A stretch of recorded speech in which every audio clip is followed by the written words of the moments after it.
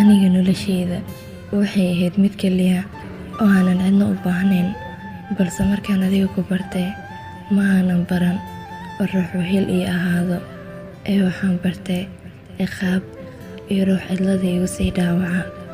anigoo og in aan soo maray marxalado aad u xanuun badan, si kastoo aan kuu dareensiiyo dareenka aan kuu qabo, marnaba ma aadan i dareemi jirin, waayo waxaad ahayd ruux dhan kale u janjeero.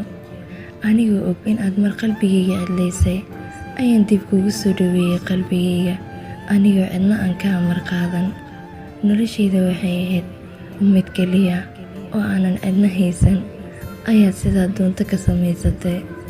kuma eedsanaayo, waayo waxaad tahay ruux markastii dhiba, naftana cadaadiyo, haddana kaama fogaan karo. waa maxay sababtaan kaaga fogaan karin?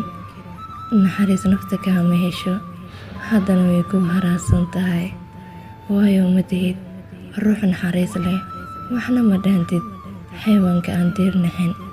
wax kastoo igu dhacay way dhaceen, ilin kastoo dartaa iga timid, haddana natiijadeyda ayaa ah in aan marnaba ku heli doonin. si kastay ahaato waan ku daayay, waana ku dayn doonaa inta noloshayda ka dhiman. ogow awalba cidlada aan ku jiro inay ahayd mid aan ku qanacsanaa, haddana aan ku qanacsanahay.